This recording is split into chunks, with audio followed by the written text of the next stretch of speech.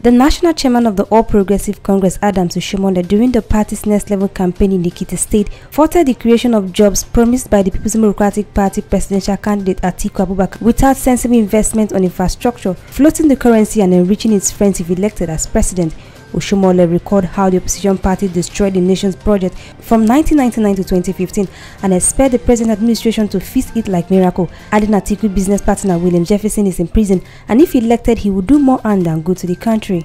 Atiku Abubakar has warned us that should you mistakenly elect him, he will put Nigeria on sale. Whoever said 80% of your assets, Kilowaku, nothing will be left. He has also said something. He is going to lift 50 million people out of poverty. Like, as you want to say, he never explained how. There are no miracles in the life of nation states. Everything you get is as a result of everything you plan for. Now, Atiku hopes to lift more people out of poverty, according to him, by floating the naira. And you know, let's reduce it to layman language by further devaluing the naira. So when Atiku invoked IMF language and he invoked the views of international finance capital and he invoked the expectations by Western world to recolonize our economy by taking charge of the oil sector 100%, you know that his interest is not you, it's not me. And in case you didn't understand, he went further to clarify. I am going to enrich my friends. And he asked the interviewers, is he not entitled to enrich his friends? And everybody laughed. For me, I cried for him. Because in this stadium and in Ekiti State, can you count how many people who can call themselves Atiku's friend? If you are one of those who is going to enrich. If you are not, you are one of those who will be at the receiving end of that enrichment principle. I think the thing to speak to right now is to let us remember we have local government people here. I was a governor in Edo State where PDP controlled the center. Another Obasanjo, Jonathan. They awarded health centers to 774 local government on behalf of the local government and illegally deducted money from local government accounts to pay for health centers that never existed. I challenge them to deny that they did not do it. The challenge we are dealing with today is that Mr. President has rightly decided that the way to create jobs for the future is not by miracle. You must make sensible investment in infrastructure. If you have no roads to move people from one place to the other, how do you create jobs? If you have no power supply, how do you create jobs? If you have no way to move goods at competitive price, how do you create jobs? Everywhere in the world, when I see Peter, I'll be talking about China, China, China. Except that it doesn't look like one of them, but I understand he buys all his goods. When you go to Nest supermarket in Abuja, 90% of the goods are Chinese made. So you will understand he's born with China, China, China. But what he's actually doing is exporting our job there. But what defines China's development are precisely the opposite of the public policy pronouncement that Atiku has failed to articulate. Chinese refuse to float China currency. Atiku says he will float Nigeria currency. Chinese invest in massive road construction and rail construction so that there is a chance to move raw materials, goods, and services. Atiku has never spoken to what he will do on infrastructures. Lastly, we know every day people sermonize against rural-urban migration. But how do you revise rural-urban migration? Atiku and PDP have no answer. But President Buhari doesn't only have the answer, he's already playing it out. The way to reduce and to stop rural-urban migration is to transfer prosperity to rural people.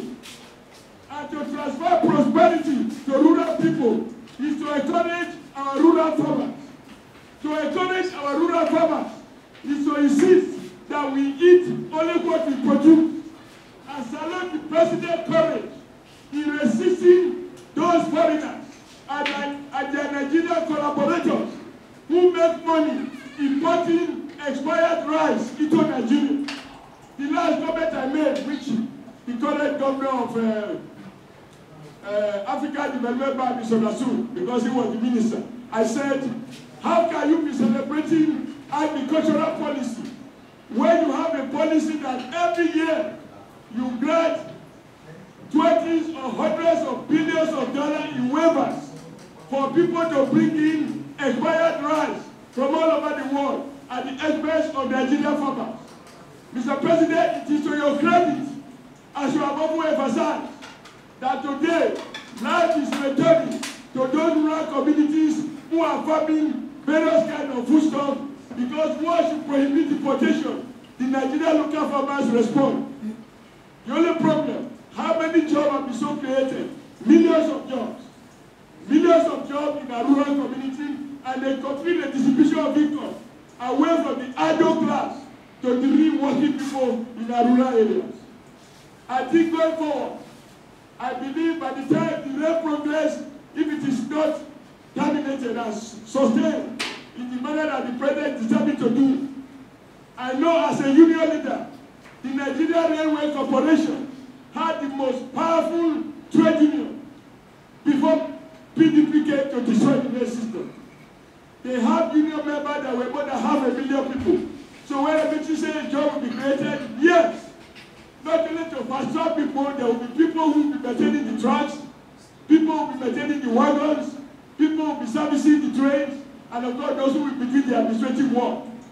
When Majola tells you in building roads in every state, those roads are not built automatically. They are constructed by Nigerian workers. That is how jobs are created. So when they promise you jobs, ask them how. In any event, my last word, and check, because you all have smartphones. When PDP came to power in 1999, with Atiku as vice president, the whole of the Ikoja industrial estate, and I know a number of Ekiti people, they actually taught me how to eat proper padelia. In the Ikeja area, the number of textile workers alone was in tens of thousands. We have a number of them in the Soro area. We have many of them in Apapa. We have many of them everywhere in Lagos, everywhere in Port Harcourt, everywhere in Kaduna, everywhere in Kano. Other whose government did these industries hold up? It was other PDP. What was the policy? The policy of devaluation and the policy of trade liberalization. The President Muhammadu Buhari, while addressing the party faithful, said his administration is conscious of the promise made to Nigerians, noting the money realized from agriculture is being used for the country infrastructures. The governor of Osun State, the governor of Ondo State, and the other governors that are here, members of the Executive Council, the ministers, the senators, members of the House of Assembly, the Vice President, and the wife of the Governor of Ekiti State. Distinguished ladies and gentlemen, there is hardly anything new that I can tell you. I am very pleased the Vice President is here, and as the Chairman of the National Economic Commission has told you in detail what we are doing, especially that affects your state. I assure you what the Minister of Transportation said, Amechi, because he's in charge, he told me what we are doing about the railways from Lagos to Kano through the states along the line. I assure you that we are very conscious of the promises we made when we were coming in 2005.